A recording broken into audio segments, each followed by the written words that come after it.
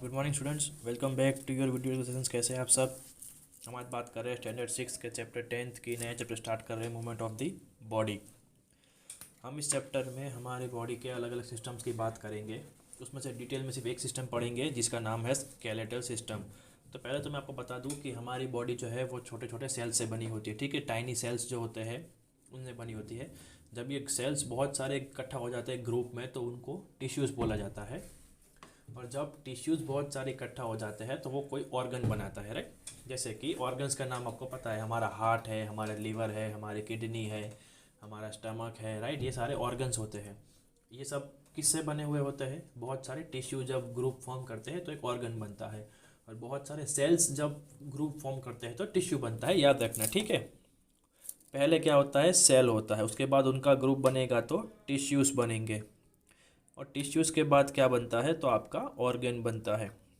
और जब ये ऑर्गन्स जो बन गए, राइट, हमारी बॉडी में बहुत सारे ऑर्गन्स जो बन गए, ये सारे ऑर्गन जब मिलके काम करते हैं, अलग अलग काम जो हमारी बॉडी के अंदर होते हैं, तब उसे क्या बोलते हैं? ऑर्गन सिस्टम बोलते हैं। पूरा एक सिस्टम काम करता है, राइट। जैसे कि एक टीचर पढ़ाता है, फिर एक क्लास को, फिर ग्रुप ऑफ टीचर्स होता है तो वो बहुत सारे क्लास को पढ़ाता है, और फिर उन ग्रुप ऑफ टीचर्स का अलग अलग फंक्शन होता है, राइट। पढ़ाना होता है, एग्ज़ाम लेना होता है, मार्क्स देना होता है। तो ये पूरा एक सिस्टम हो गया। शुरुआत कहाँ से की थी हमने? एक सिंपल टीचर से, कि एक टीचर एक क्लास में पढ़ा रहा है, फिर बहुत सारे टीचर इकट्ठा हो गए तो बहुत सारे क्लास में पढ़ा रहे हैं, बहुत सारे क्लास में पढ़ा रहे हैं। उसके बाद हमने क्या देखा कि वो बहुत सारे अलग अलग काम भी करते हैं। तो सिमिलरली यही होता है। सेल जो होता है वो एक फंक्शनल यूनिट है। वो क्या बनाता है? टिश्यू को बनाता है, और टिश्यू बनाता है ऑर्गन, जो आगे बढ़ के ऑर्गन सिस्टम बनाती है। तो हमारे बॉडी में बहुत सारे ऑर्गन सिस्टम है, जैसे कि मस्कुलर सिस्टम है, नर्वस सिस्टम है, और स्केलेटल सिस्टम है, डाइजेस्टिव सिस्टम है, रेस्पिरेटरी है, सर्कुलेटरी है। बहुत सारी सिस्टम है हमारी बॉडी के अंदर। तो आप जैसे जैसे आगे आगे स्टैंडर्ड में बढ़ते जाओगे तब आप एक एक सिस्टम पढ़ते जाओगे। अभी आप पढ़ेंगे सिर्फ स्केलेटल सिस्टम, मतलब कि आपकी बॉडी के बोन्स का अरेंजमेंट और उनके फंक्शंस पढ़ेंगे, ठीक है। नेक्स्ट रनर में आप जाओगे तो आप डाइजेस्टिव सिस्टम पढ़ोगे, रेस्पिरेटरी सिस्टम पढ़ोगे, हम सांस कैसे लेते हैं, हमारे बॉडी में खाना कैसे डाइजेस्ट होता है। फिर आप आगे बढ़ोगे और 8th 9th में तो आपको सर्कुलेशन सिस्टम आएगा, आपकी बॉडी में ब्लड फ्लो कैसे होता है, ये सारी चीज़ें आएगी, राइट। तो अभी मैं आपको बता दूं कि मस्कुलर सिस्टम जो होता है वो मसल्स का होता है, राइट। हमारी बॉडी में जहाँ भी मसल्स होते हैं वो क्या होते हैं, कैसे काम करते हैं, उस पूरे सिस्टम को मस्कुलर सिस्टम बोलते हैं। दूसरी सिस्टम जो है वो आपकी नाम है नर्वस सिस्टम, मतलब आपकी बॉडी में नर्व्स कितनी है, नसें कितनी है, कहाँ से कौन सी नस क्या लेके जाती है, कौन सी नस अच्छा खून लेके जाती है, कौन सी नस जो है वो बुरा खून लेके जाती है। हमारा ब्रेन जो है वो मैसेज पहुंचाता है अलग अलग ऑर्गन्स तक। जैसे कि आपका हाथ किसी गर्म चीज़ के ऊपर गिर गया तो आप तुरंत हाथ हटा लेते हैं। तो ये सारे जो रिस्पॉन्स होते हैं जो ब्रेन आपको बोलता है वो कौन करता है? ये this everything comes in this section of nervous system. यहाँ पर इस चैप्टर में हम ओनली एंड ओनली डिस्कस करेंगे हमारा स्केलेटल सिस्टम, ठीक है। हमारी हड्डियों का ढांचा यहाँ डिस्कस करेंगे। तो आपको फिगर 10.1 दी हुई है, राइट। यहाँ पे आपकी बॉडी के मेन जो जॉइंट्स होते हैं वो क्या काम करता है वो आपको शॉर्ट में दिखाया हुआ है। तो फर्स्ट ऑफ ऑल मैं आपको बता दूं कि आपकी बॉडी में टोटल 206 बोन्स होते हैं, राइट। Total of 206 bones are there in adult body. जो कि बच्चे होते हैं उनकी बॉडी में 300 बोन्स होते हैं, और जैसे जैसे वो बड़े होते जाते हैं तो छोटे छोटे बोन्स जो होते हैं वो जॉइंट होकर एक बड़ा हो जाता है। इसीलिए जब वो छोटे बच्चे बड़े होते हैं तो उनकी बॉडी में भी 206 बोन्स हो जाते हैं, मतलब कि 94 बोन्स जो है छोटे छोटे वो जॉइंट होके बड़े बन जाते हैं, राइट। तो एडल्ट्स की बॉडी में 206 होते हैं, बच्चों की बॉडी में 300 होते हैं, राइट। तो एक बार फटाफट इनके फंक्शंस पर एक नज़र डाल देते हैं। तो देखो, ये जो हमारा पहला बोन है स्कल बोन है, हमारे खोपड़ी का ऊपर का हिस्सा जहाँ पर हमारे ब्रेन होता है, तो वो क्या करता है? प्रोटेक्ट द ब्रेन, यहाँ पर लिखा हुआ है। अब यहाँ पे आगे दिखेंगे तो bones of the arm help us move them. ये जो हमारा जॉइंट हो गया, ये जो हमारा जॉइंट हो गया, ये सारे जो है वो हमें हाथ हिलाने में मदद करते हैं। वही क्या है? हड्डी ही है। उसके बाद क्या है? Bones of hip help us sit stand and walk. हमारी कमर का जो हड्डी होती है, राइट, कमर का जो भाग होता है उससे हम बैठने में मदद करती है, हमें क्या करने में मदद करती है? बैठने में, खड़े होने में और चलने में मदद करती है। उसके बाद जो है वो हमारे रिब्स का, हमारे आगे जो चेस्ट का भाग होता है वहाँ पर अगर आप हाथ लगाओगे अपनी छाती पे तो आपको पता चलेगा कि हड्डियाँ है टोटल दोनों साइड, राइट। ऐसे आपको पूरा पिंजरा दिखाई देगा। अगर गले से आप ऐसे हाथ लगा के नीचे पेट तक लेके जाओगे तो यू वुड फील दैट आपकी वहाँ पर एक पूरा पिंजरा बना हुआ है। उसके अंदर आपके दो सबसे मेन ऑर्गन्स होते हैं। कौन से? एक आपका हार्ट होता है, एक दूसरा होता है लंग, आपके फेफड़े, राइट। तो वो उस हड्डियों के ढांचे के अंदर क्या होता है? प्रोटेक्टेड होता है, जिसका नाम है रिब केज, राइट। आपकी आगे का जो भाग होता है। उसके बाद नेक्स्ट है आपका bones of vertebral column help us bend and support the body. आपका बैकबोन करोड़रज्जु, राइट, ऊपर गले से स्टार्ट होती है, पीछे नीचे कमर तक जाता है, वो जो पीठ का पूरा हिस्सा होता है, 32 या 33, 33 bones are there in total. वो क्या करता है, हमें झुकने में मदद करता है, राइट, हमारी बॉडी को सपोर्ट देता है जब हम खड़े होते हैं। That is the function of vertebral column. उसके बाद है small bones makes the wrist and fingers mobile. Mobile मतलब हम आसानी से उसे फ्रीली घुमा सकते हैं। आप अपनी कलाइयों को घुमा सकते हैं, अपनी उंगलियों को आगे पीछे कर सकते हैं, राइट।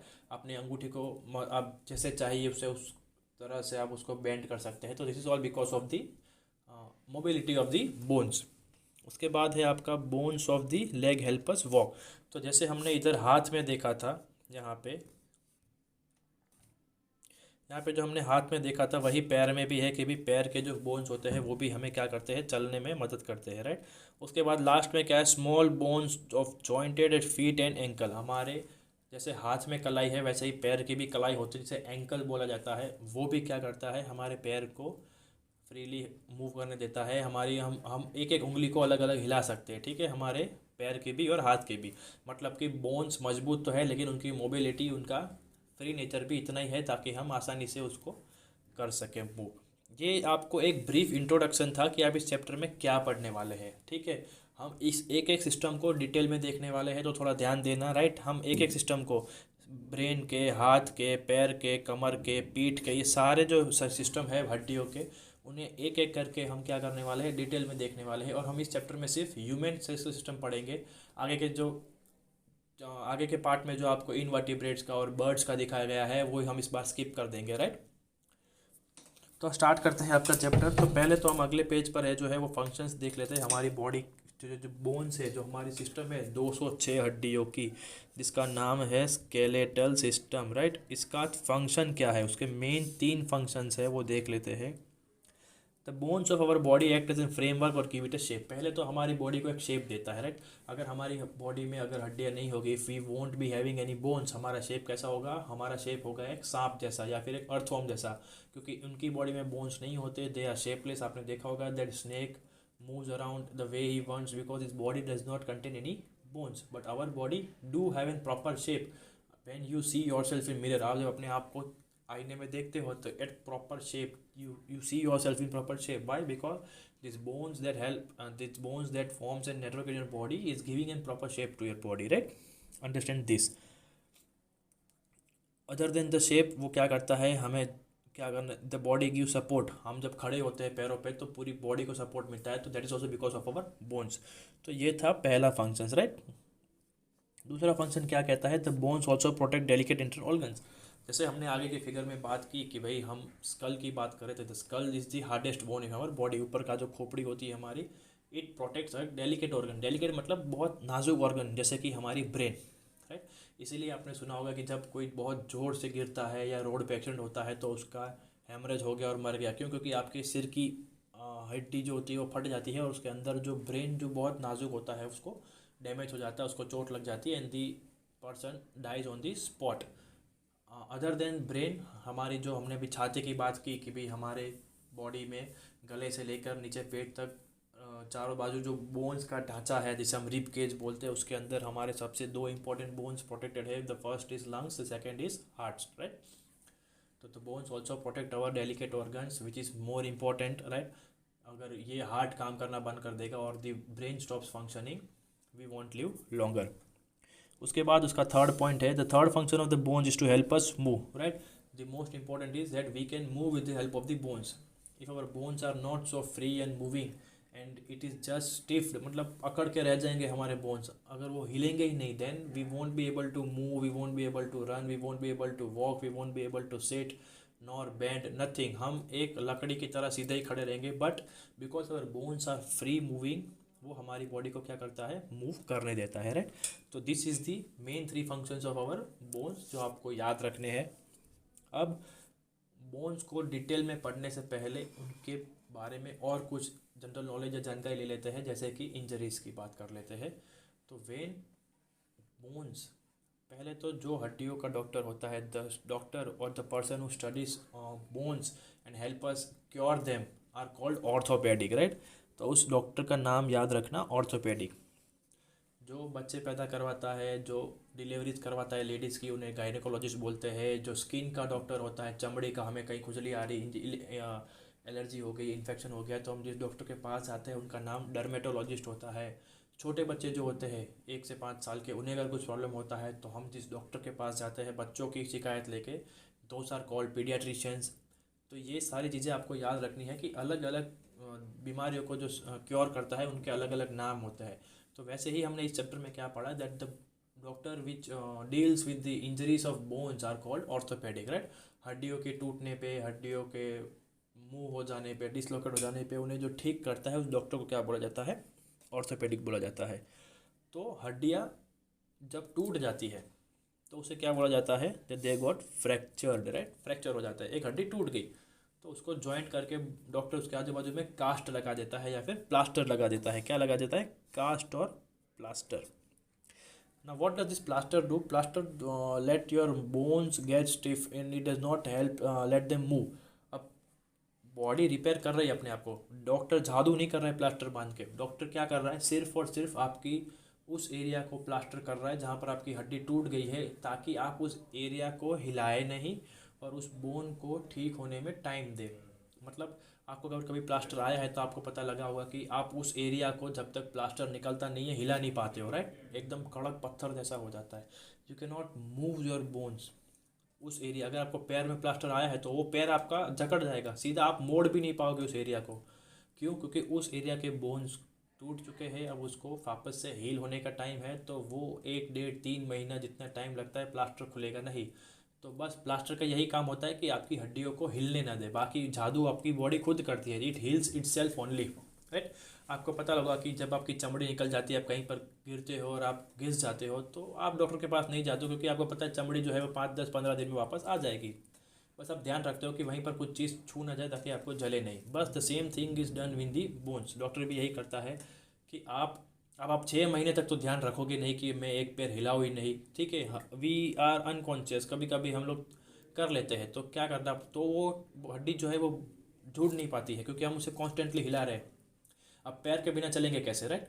तो इसीलिए प्लास्टर दिया जाता है कि ताकि आप 3 महीने आराम से बेड के ऊपर बैठे रहिए, उस पैर को ठीक होने में जितना टाइम लगता है उतना आप उसे दीजिए। तो उसे क्या बोला जाता है, प्लास्टर बोला जाता है, राइट। उसके बाद हाँ, ये हमने बात की बोन्स की। ये जो हड्डी है वो टूट जाए तो उसे फ्रैक्चर बोलते हैं। अब आपको पता है कि जहाँ जहाँ आपकी बॉडी में हड्डी होती है वहाँ पर मांस भी होता है, मसल्स भी होता है, राइट। जैसे कि आप अपने पैर को छू लीजिए, घुटने के आजू बाजू में जो मांसपेशियाँ होती है, राइट, वहाँ होती है। हमारे हाथ पे होती है, बाइसेप्स पे होती है, एवरीवेयर जहाँ जहाँ बोन्स होते हैं वहाँ वहाँ आजू बाजू में क्या होते हैं, मसल्स होते हैं। अगर वो मसल्स में इंजरी हो जाती है तो उस इंजरी को क्या बोलते हैं, स्प्रेन बोलते हैं। स्प्रेन की डेफिनेशन याद रखना, an injury to a muscle attach to a bone is called sprain. जब कोई मसल जो बोन के साथ जुड़ा हुआ है और उस मसल में हमको कुछ इंजरी होती है तो उसे क्या बोला जाता है, स्प्रेन बोला जाता है, राइट। तो इसको हमें जब हम इसको डॉक्टर को दिखाने जाते हैं तो डॉक्टर एक पिंक कलर का बैंडेज बांधते हैं हमें, राइट। पिंक कलर का एक बैंडेज होता है जिसको वो पिन से टाइट कर देते हैं, जो कि हम शायद गर्म पाटो बोलते हैं, राइट। तो वो किसके लिए होता है कि आपकी हड्डी नहीं टूटी है, लेकिन हड्डी के आजू बाजू में जो मांसपेशियाँ होती है, जो मसल्स होते हैं, वो डैमेज हो गए हैं और उनको भी हील होने का टाइम चाहिए। तो वहाँ प्लास्टर करने की ज़रूरत नहीं है। What it requires is that pink bandage, right. ગરમ પાટો બાંધી દે એટલે એ જગ્યાને થોડીક હૂંફ મળે, થોડી ગરમી મળે અને એ જે મસલ છે એ વળી પાછું સ્ટ્રોંગ થઈને ઉગી આવે, રાઈટ, ગ્રો થઈ જાય, અંદર ટિશ્યુઝ બિલ્ડ થઈ જાય. Now moving towards the main part of our chapter, that is studying the different systems deeply. तो पहला हमारा है the skull. The important part is this skull. हमारा जो फेस का जो पूरा सिस्टम जो सेटल्ड है, अरेंजमेंट है हमारे बोन्स का, उसे स्कल बोला जाता है, right. The bone of the skull are the hardest of all the bone. Some of this forms the cranium और the cover of the brain. ये जो आपको ब्रेन का कवर दिख रहा है इतना सा, इसे क्या बोला गया है, क्रेनियम बोला गया है, राइट। और ये हार्डेस्ट होते हैं हमारी in our body. There is no bone which is more hard than the skull. Why? Because it is protecting the brain. तो the bones which form the skull are called cranium, right. अब ये पूरा जो है हमारे ये जो school का ढांचा है उसके अंदर दो हॉलो होता है। हॉलो मतलब ऐसे खोखला होता है, खाली जगह होती है। किसके लिए होती है? आँखों के लिए होता है, राइट। ये आपको यहाँ पे साइड व्यू दिखाया गया है। अगर आपको सामने से दिखाया गया होता तो पता चलता कि आपकी जो आँखें होती है वहाँ के अंदर जो आई बॉल्स फिट करने के लिए जगह होती है वो खोखली होती है, राइट। तो वो हॉलो सॉकेट बोला जाता है। अब ये एक जैसे interesting thing about this skull, एक बहुत अच्छी इंटरेस्टिंग चीज़ है। क्या है कि ये जो पूरा स्कल है ना, ये पूरा फिक्स्ड होता है। देखो यहाँ पर भी लिखा हुआ है फिक्स्ड। आपका नाक और आपके ऊपर का जबड़ा, जो ऊपर के दांत होते हैं, वहाँ से लेके नीचे तक दाढ़ी तक सब कुछ फिक्स होता है। आपका सिर्फ नीचे का जबड़ा हिल रहा है। जब आप बोलेंगे तो कभी कभी आईने में देख के बोलना, आपको पता चलेगा कि जो नीचे का दांत होते हैं ना, नीचे के लोअर जो जिसे हम बोलते हैं, हमारे दो होते हैं। एक अपर जो जिसमें 32 दांत होते हैं और एक लोअर जो जिसमें 32 सॉरी ऊपर 16 होते हैं, नीचे 16 होते हैं। तो ये ऊपर का जो जबड़ा होता है ना वो कभी हिल नहीं पाता है। नाक, होठ और ऊपर के जो दांत होते हैं वो कभी नहीं हिलेंगे। ना हमारे गाल के ऊपर की हड्डी हिलेगी, ना हमारे सिर की हड्डी हिलेगी। The only thing which is movable वो है नीचे का जबड़ा। तो ये नीचे का जबड़ा ही हमें खाने में मदद करता है और also it helps in our speaking. तो जब आप कहीं बोल रहे हो तो देखना आपकी नीचे का ही जबड़ा हिल रहा है, राइट। तो this is one thing that is peculiar और is different for this skull arrangement of bones. यहाँ पर आपको फिगर में भी दिखा हुआ है, देखो मूवेबल। ये से नीचे का हिस्सा ही मूवेबल है, ऊपर का जो है वो पूरा फिक्स है। नाउ मूविंग फॉरवर्ड, हमारा दूसरा है स्पाइन। स्पाइन मतलब हमारा पीछे का बैकबोन, राइट। उसके बहुत सारे नाम है जहाँ पे आपको दिया हुआ है वर्टिब्रल कॉलम और बैकबोन या फिर स्पाइन, तीन नाम है। स्टार्ट कहाँ होता है? हमारे नेक से स्टार्ट होता है, जाता कहाँ तक है? हमारे कमर तक जाता है। That is called waist in English, right. तो टोटल 32 बोन्स होते हैं ऐसे ऐसे जिगजैग पोजीशन में, जो हमारे कमर को झुकने में मदद करती है। हम साइड वेज ट्विस्ट कर सकते हैं। आप जब सैटरडे को पीटी करते हो तो कमर से आपको झुकने को बोलता है, कमर से आपको आगे झुकने को बोलता है, साइड ट्विस्ट करने को बोलता है। तो this is all because of possible because of the spine, right. तो आपने मोती की माला देखी होगी, राइट। माला कोई भी देखी होगी आपने, उसके अंदर जो मोती रहते हैं ना वो जैसे होते हैं वैसे ही ये 32 हड्डियाँ होती है। ये जो है हड्डियाँ बीच में से ऐसे खोखली होती है, उनके बीच में जगह होती है। जैसे मोती मोती होते हैं, हम उसके अंदर धागा डालते हैं बीच में, चले एक बीच में काड़ा होता है, उसमें से हम डोरा निकालते हैं और फिर उसको पूरी माला बनाते हैं। सेम वे ये हमारी हड्डी है का, ये जो बैकबोन की जो इन्हें क्या बोला जाता है, इन हड्डियों का नाम क्या है? तो उनकी हड्डियों का नाम है वर्टिब्रे, राइट। 32 एक साथ है तो हम उसे वर्टिब्रे बोलेंगे, राइट। अगर हम सिंगल सिंगल की बात करें, एक एक की बात, तो उसे वर्टिब्रा बोलेंगे, राइट। अब ये जो वर्टिब्रे होते हैं 32 के 32, ये ऐसे ऐसे एक के ऊपर एक, एक के ऊपर एक के ऊपर एक लगे होंगे। तो इन सब के बीच में जगह होगी। तो हम माला में कैसे मोती के बीच में से धागा निकालते हैं, वैसे ही इन हड्डियों के बीच में से भी एक ट्यूब निकलती है, बहुत सारे वेन्स की नसें निकलती है, जिसका नाम है स्पाइनल कोड, राइट। क्या होता है? Running through brain is the spinal cord. ये रहा आपको जो सेकंड लास्ट लाइन में दिया हुआ है, the spinal cord runs through this tube like a thread running through beads, it is protected by the vertebrae. जैसे माला में जो मोतियों के बीच में धागा निकलता है, वैसे ही हमारे ये जो वर्टिब्रे होते हैं उनके बीच में से बहुत सारी नसें निकलती है, पूरी की पूरी ऊपर नेक तक जाती है, जिसका नाम है स्पाइनल कोड। अब स्पाइनल कोड जो है वो प्रोटेक्टेड होता है, ये जो हड्डी होती है ये उस ट्यूब को प्रोटेक्ट करती है। अब ये हड्डियाँ है, हड्डियाँ मजबूत होती है, तो जब दो मजबूत चीज़ें टकराती हैं तो क्या होता है? घर्षण, फ्रिक्शन पैदा होता है। आप जब दो पत्थर खींचते हो तो तणखले होते हैं, राइट। स्पार्किंग होता है। तो ये बॉडी में तो नहीं होना चाहिए, राइट। तो क्या होता है, ये एक वर्टिब्रे है तो उसके बीच में मसल होता है, फिर दूसरा वर्टिब्रे, फिर मसल, फिर तीसरा वर्टिब्रे, फिर मसल, फिर चौथा वर्टिब्रे, फिर मसल, ऐसे पूरा 32 का अरेंजमेंट है इसमें। तो वो जो बीच में मसल है ना, उस मसल या टिश्यू को बोलते हैं कार्टिलेज। क्या बोलते हैं? कार्टिलेज बोलते हैं, राइट। तो इससे क्या होता है, वो जो बोन्स की मूवमेंट है वो स्मूथ हो जाती है, राइट। आप जब किसी चीज़ के ऊपर बैठते हो, मान लो कि आप कुर्सी पर बैठे हो, तो कुर्सी के ऊपर आपको गद्दी, सोफ़ा पे बैठते हो तो सोफ़ा में गद्दा पहले से होता है, राइट। वो जो भरा हुआ होता है कुशन, जो आपको पोछा पोछा लगता है सोफ़े के ऊपर, वो क्या होता है? That is the thing which helps in decreasing the friction. अगर सोफ़े के ऊपर वो गद्दी नहीं होती तो फ्लैट सरफेस पे आप बैठते तो आपको दर्द होगा बैठे बैठे, राइट। आपकी थाइस जो है, आपके बम्स जो है वो दुख जाएंगे। इसीलिए हम क्या रखते हैं नीचे, वी कीप पिलो, या फिर सोफ़ा लेते हैं तो हम देखते हैं कि ये थोड़ा कंफर्टेबल है कि नहीं है, क्योंकि बैठे बैठे हमारे पैर या फिर कमर को दर्द होनी चाहिए नहीं। तो सेम चीज़ हड्डियों के अंदर भी होती है कि दो हड्डियाँ आपस में घिस के बिरगड़ ना जाए, और दैट इज़ कॉल्ड कार्टिलेजिस। ठीक है, ये क्या काम करता है, कार्टिलेजिस काम करता है। The vertebrae allows the neck to move over head from side to side. अब ये जो वर्टिब्रे होते हैं वो दो काम करते हैं, ऊपर हमारे गर्दन को मूवमेंट देते हैं, नीचे हमारी कमर को, राइट। जैसे हम कमर की मदद से बैठ पाते हैं, कूद पाते हैं, हिल पाते हैं, आगे पीछे झुक पाते हैं, वैसे ही ऊपर जब गर्दन के टाइम आती है तो हम गर्दन भी जो है वो 90 डिग्रीज घुमा सकते हैं। हम लेफ्ट साइड देख सकते हैं, हम राइट साइड देख सकते हैं, हम ऊपर भी देख सकते हैं, हम नीचे भी देख सकते हैं। That is because of the spinal cord. तो किसकी वजह से होता है, ये स्पाइनल कोड की वजह से होता है, राइट। तो आज का सेशन हम यहीं पे ख़त्म करते हैं। अगली वीडियो में जब मिलेंगे तब और डिस्कस करेंगे डिटेल में, ताकि आपका ये चैप्टर जो है वो ह्यूमन सिस्टम जो है वो ख़त्म हो जाए और आपको अच्छे से पता भी चले। मैं आपको ग्रुप में होमवर्क भेज दूँगा, अगर होमवर्क ना आए तो प्लीज़ मुझे मैसेज करके होमवर्क ले लेना, राइट। क्योंकि मुझे अभी एक और क्लास का वीडियो भी बनाना है, तो शायद मैं होमवर्क देना भूल जाऊँ। जब तक आप वीडियो देख रहे हो तब तक अगर होमवर्क आता है तो ठीक है, if not then you please message me कि सर आज का होमवर्क क्या है, तो मैं ग्रुप में डाल दूँगा, ठीक है। तो मिलते हैं अगले वीडियो में, तब तक take care, good bye. Exams के लिए ऑल द बेस्ट, सबको अच्छे से तैयारी करना, ठीक है। पेपर बहुत इजी है। मिलते हैं अगले वीडियो में, तब तक टेक केयर, गुड बाय।